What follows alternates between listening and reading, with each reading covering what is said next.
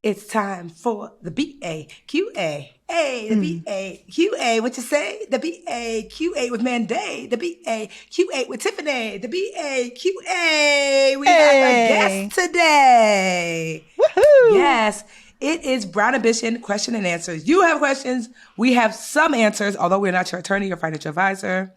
So go see your grandma, not us.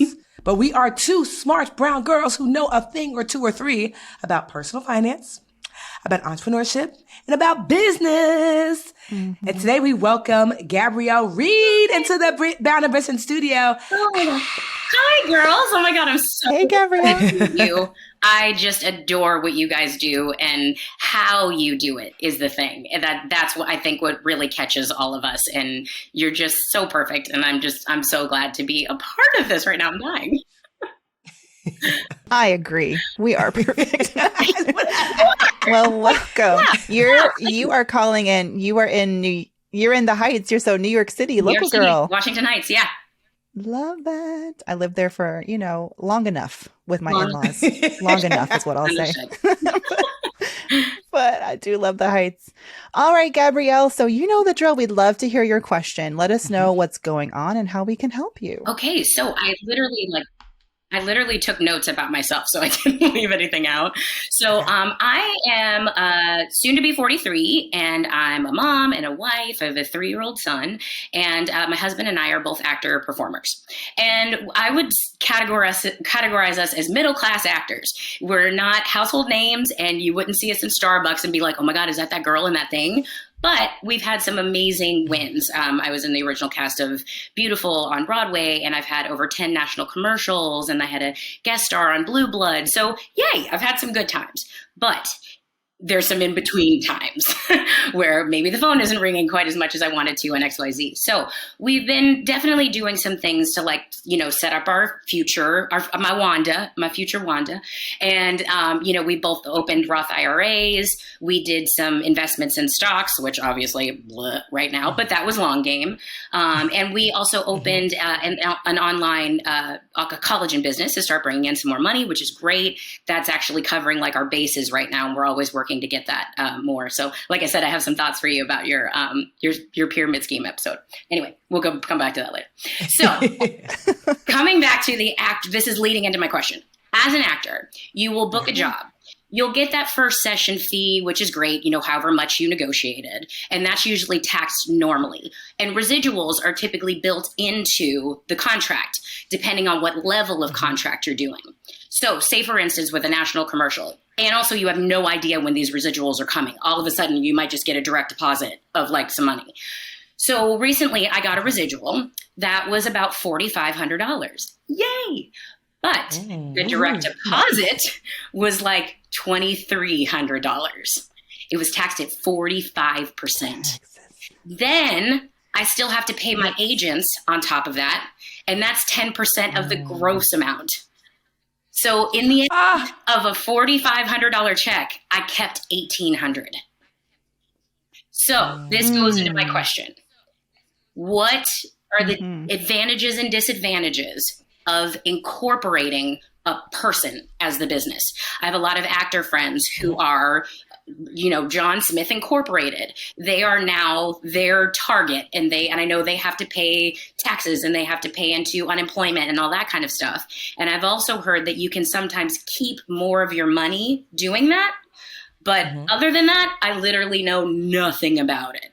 So to incorporate or not to incorporate, disadvantage and advantages of it. And when would you kind of advise a middle class actor to do so?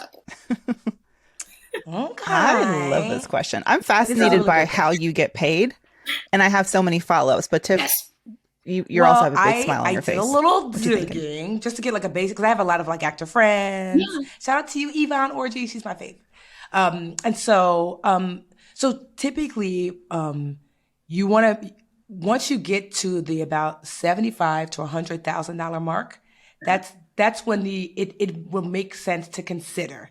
Yeah. So 75 at the lowest, that's just been the like after like doing a little bit of digging, that's what it seems like that magic number is. It's like, am I annually taking in $75,000 a year? Then I should start to consider anything above six figures. This is just even in business as well. This is what my accountant has told me. Once I got to six figures, girl, you're bugging. You had better have a business, you know? Yeah. Like you better incorporate your business, you know, that this is more than a hobby. Money is coming in. Questions will be asked.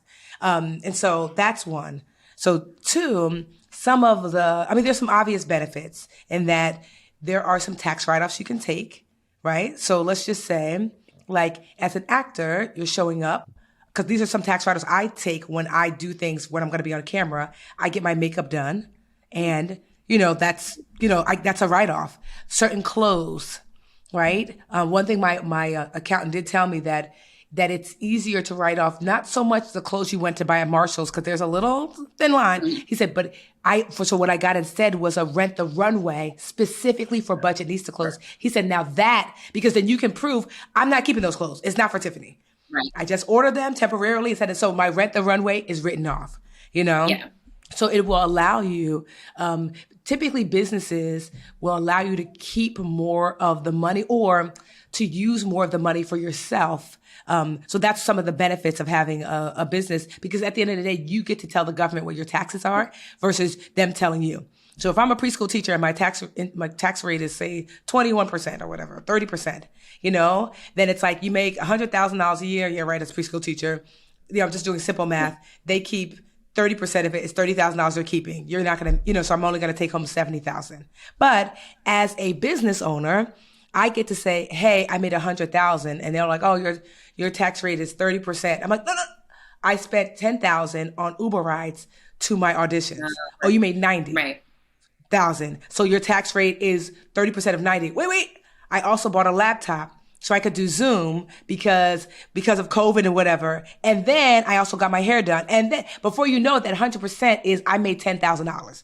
So now you're paying taxes on the $10,000, not the $100,000. Gotcha. And so, but it's not like money in the bank, shorty, what you think, because that money does have to be spent. Right.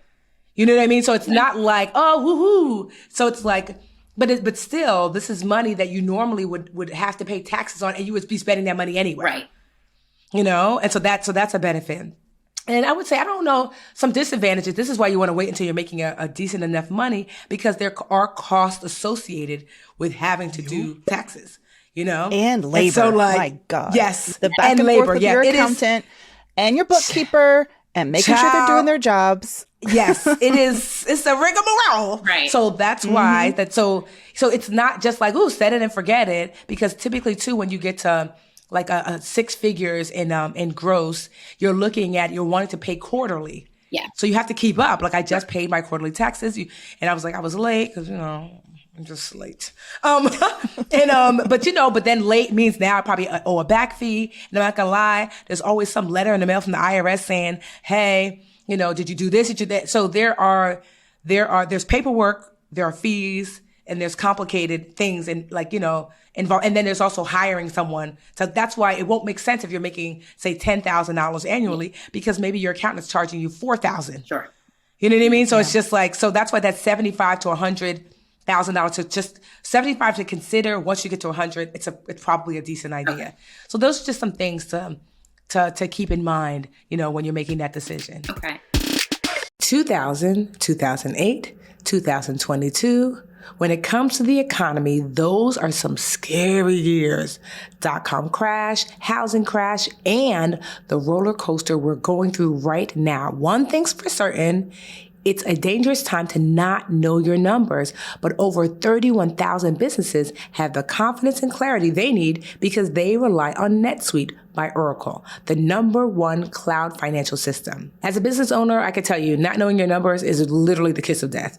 I always tell all of my mentees that your numbers are everything. How do you prepare for uncertain times? The answer, NetSuite. NetSuite helps you identify rising costs, automate your business processes, and easily see where to save money.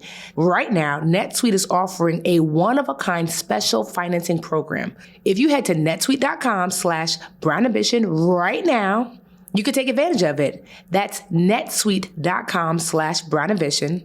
netsuite.com/brownambition. Hey, VA fam. If y'all have listened to anything I have said ever since launching my business as a career coach, you know LinkedIn is bae. It is everything when it comes to not just getting the job, but also finding people for jobs that you may need to hire. Honestly, every new potential hire for your business, it can feel like a high stakes wager. That's why I'm a huge fan of LinkedIn Jobs. LinkedIn Jobs helps you find the right people for your team faster, and this is the best part, for free. They've also got simple tools you can use, like screening questions that can make it easy for you to focus on candidates who have just the right skills and experience, so you can quickly prioritize who you'd like to interview and hire. We're heading into the end of the year now. Why not finish out strong and find the right fit for the team that you need today? That's why small businesses rate LinkedIn Jobs #1 in delivering quality hires versus other leading competitors. LinkedIn Jobs helps you find the qualified candidates you want to talk to faster. Post your job for free at linkedin.com/brownambition. That's linkedin.com/brownambition to post your job for free. Terms and conditions apply. You mentioned Wanda, which is, Tiffany's future self. What's your Wanda's name? You gotta have your own name. I've never named her. Let's call her Priscilla. That's my mom. Gabrielle's a good. I like that Priscilla. Priscilla? Yeah. Ooh, I like that too. Gabrielle Priscilla. Yeah. I feel like they set you up for drama. Yes. So for me, what I love is that you can still invest for yourself in retirement. And I feel like since you're self-employed, you're getting your own gigs. You mentioned that your husband had opened up Roth IRAs. Yeah. If you incorporate, you become an LLC, then you have the option of like opening up a solo 401k. So for my business, for example, I just did this. Last year, I opened up a self-employed IRA, and I'm not an expert in that, but the reason I did it is because I was too late. I opened up I was starting to do it too late in the year. So my advisor was like, just open up a SEP IRA. And it was some kind of percentage of my earnings. And I put like 10K, for the year into that, which helped reduce, like Tiffany was saying, how much I owed to taxes. So the same way you can like deduct some of your expenses, you can also deduct your retirement contributions. Or some of them from your like total earnings. And so for this year, I opened a solo 401k, and I could actually contribute the same amount that like someone working in a 9-to-5 could contribute. I think for this year, it's like $20,500.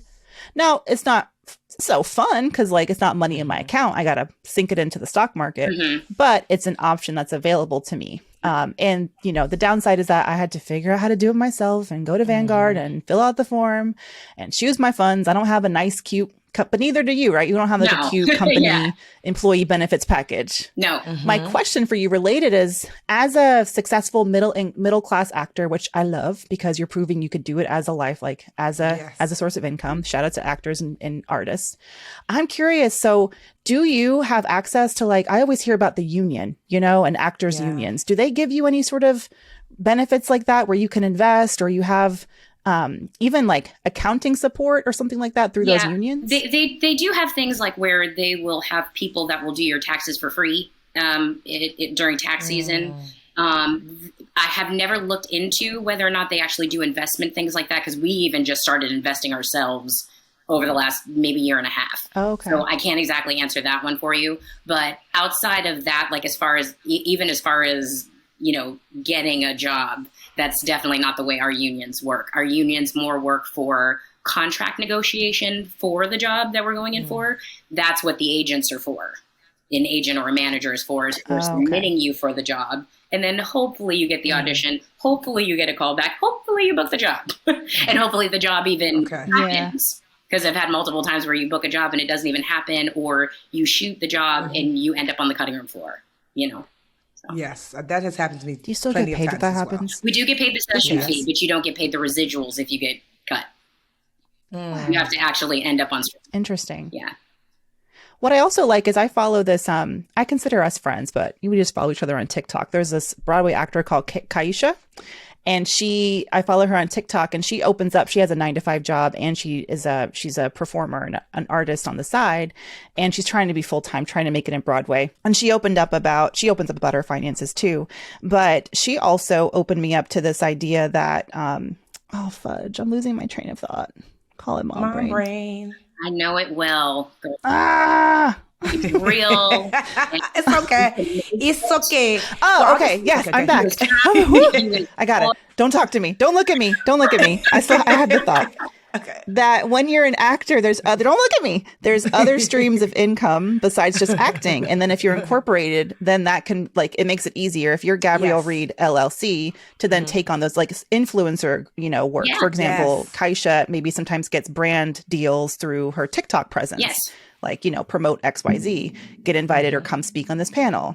And it almost is similar to, I feel like the Budgetnista or Mandi Money, the stuff that we do as influencers, which could give you like one nice, cute little house for all of those projects to live in. Exactly. Yep. Yes. And that you don't understand the work to refine that thought. Right. And that part makes a lot of sense to me. It's the other part that I'm a little bit confused on, like as far as like you answered it when you talked about like the tax accountant and all the sort of labor fees and things like that can kind of come behind it. And I certainly didn't know about the thing that you have to actually spend a certain amount of money in order to only pay such amount of money. I did not know that at all. Well, it's not that you have to spend. I'll say this.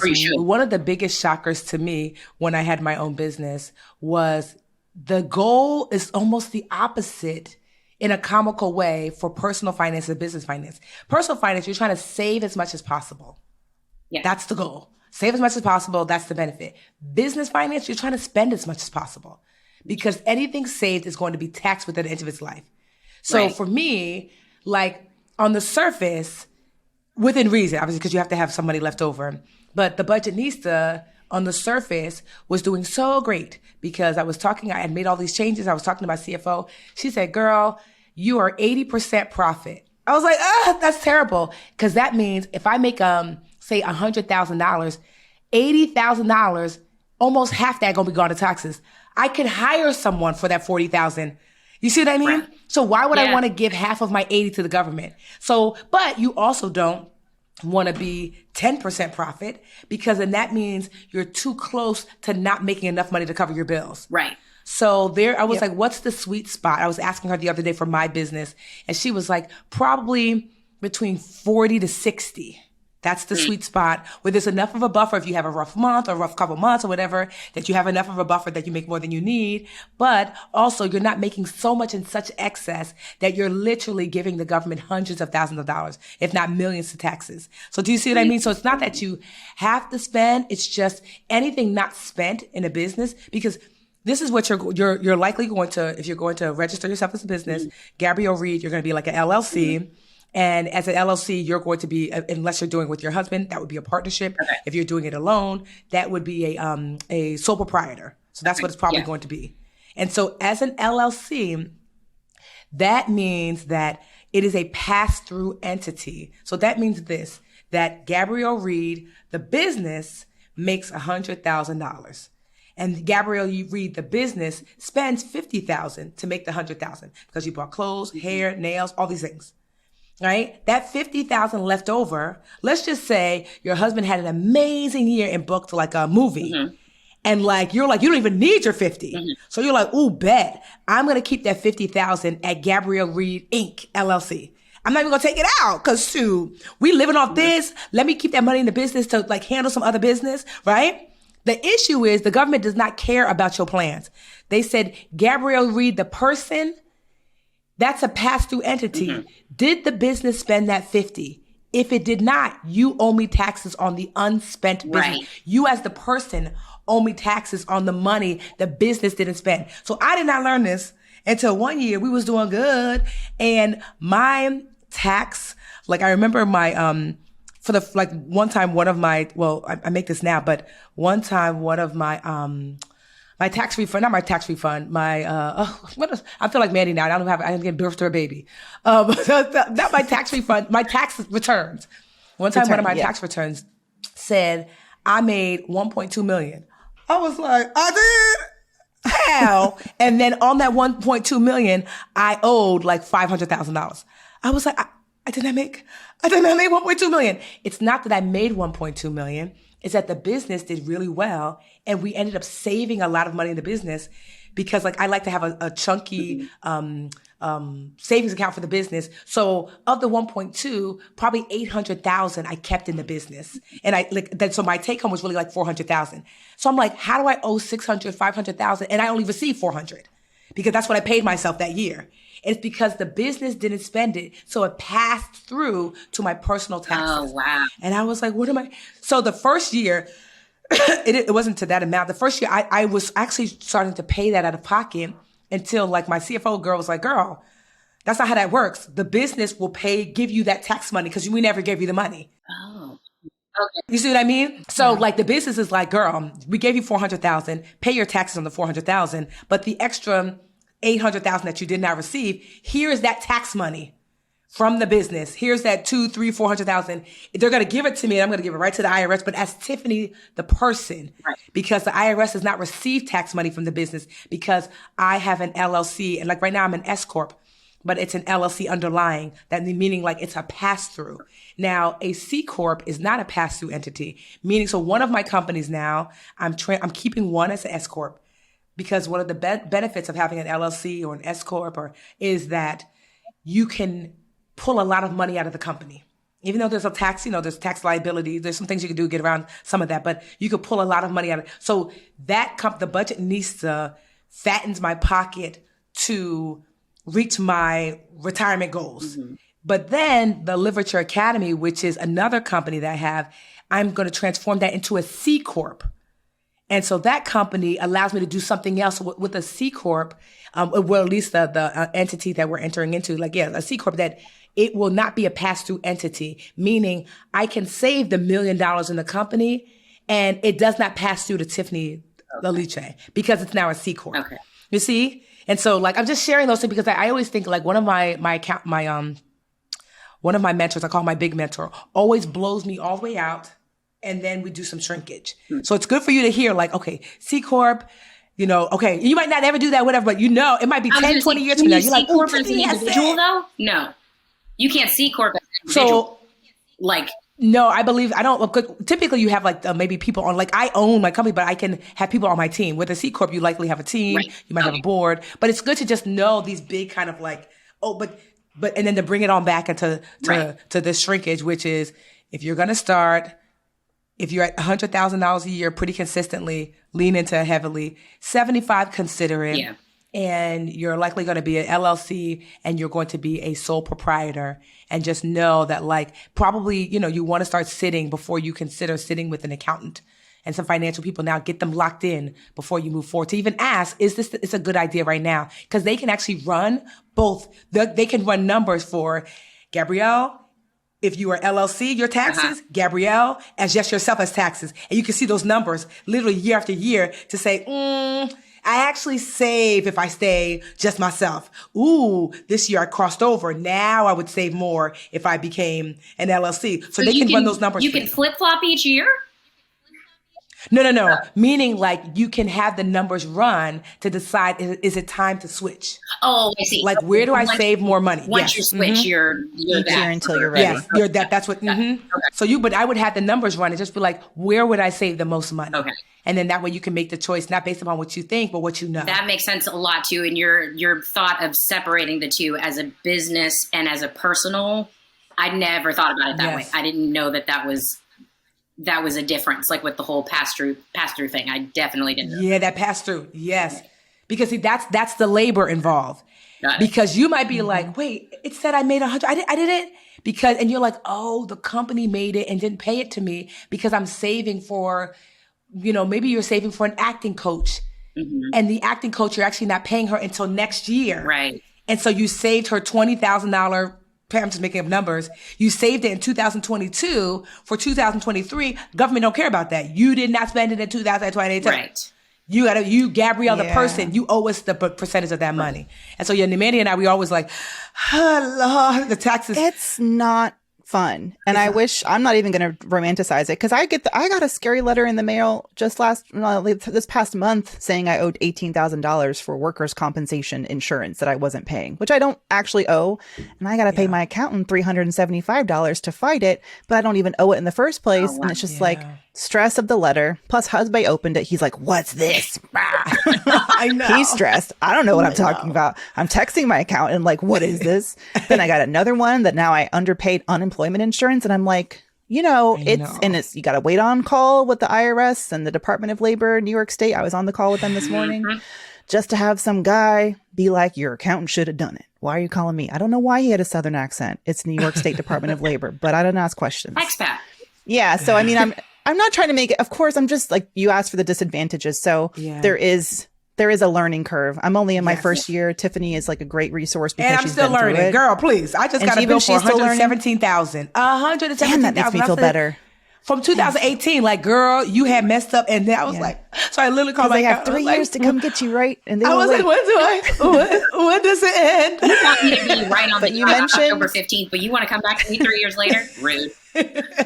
Yeah. So I just say all that to say that, like, I have made so many mistakes that I think she was like, because you could do this thing called like a transcript manager, so like your accountant could call the IRS and get a transcript of like, where am I? So she was like, because it's been years of me back pay. And so I think after hundreds of thousands of dollars in back pay because of mistakes made in prior years, I think I finally am paid up hundreds of thousands. So I just hope it. So I'm like, don't look at me for like, I'm not your role model. But I love what you said, Gabrielle, about having. Go ahead, Sandy. No, go ahead. I was just going to say, you mentioned some of your actor friends have done this. So I would say I would lean on for their experience, not to do everything that they're saying, but find someone who's 10 years ahead of you and someone who's a year with you and a few years out, so that you have almost exactly that exact. Excellent. You just mentioned they do. And that was one of the reasons why when I saw this was happening, I was like, I'm putting my voicemail in. I'm going to do it. No, good, because it's good to have the good. You're like, bad, let me call 2 people who are not actors right, and have no experience and ask them what they think. Like, it is great to have them, but they also have the emotion of what we go through, whereas you guys will give me just fact and number and thought and done. Yeah. So we're gonna give you your homework, right? So your homework is going to be, you're gonna look at the last couple of years. What have you been consistently making annually? As yourself, not as you and your husband, right? Because I'm assuming you're gonna incorporate solo.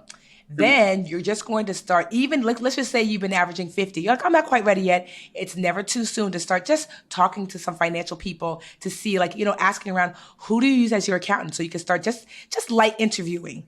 So that's going to be your homework, to like look at your numbers, do some light interviewing. So when you're ready, you can pop this person into place. Perfect.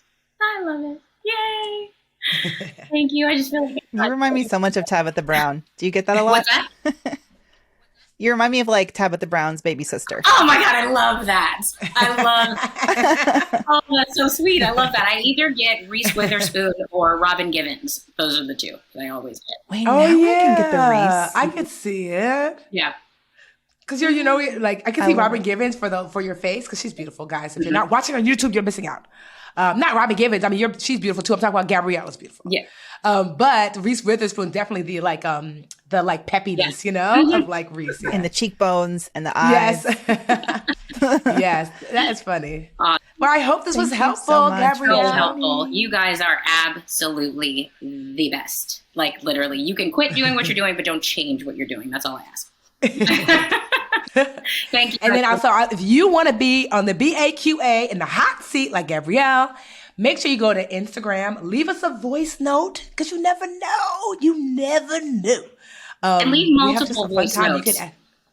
I forgot that Instagram only gives you 1 minute, so I was trying to cram all this information in, and I was like, why am I doing that? There's so much more I need to tell them. And so I left you guys 7 voice notes. Okay, well, see, that's a good. Imani's like, No, I know she's That's how Imani's our producer. No, that's probably helpful, honestly. And just know that, like, you can also, even if you don't want to be in the hot seat, you can send us messages on all of our social platforms. You can go to brownambitionpodcast.com. We answer questions. Obviously, we answer life questions, but personal finance, business, and entrepreneurship questions are a specialty. So thank you again, Gabrielle, for coming Thank you, on. girls, so much. Thank you, guys. Loved meeting you. Good luck. Keep us posted, okay? Thank you. I will, for sure. Let me know when you're in a show. I want to come see. I will. Yes. Fingers crossed. Hey, BA fam. We're on YouTube. Woohoo! Thank you so much for watching. Please like this video and subscribe to the channel. And while you're at it, why don't you go over to that little bell icon and just tap that for us. Show the BA fam how much you love us.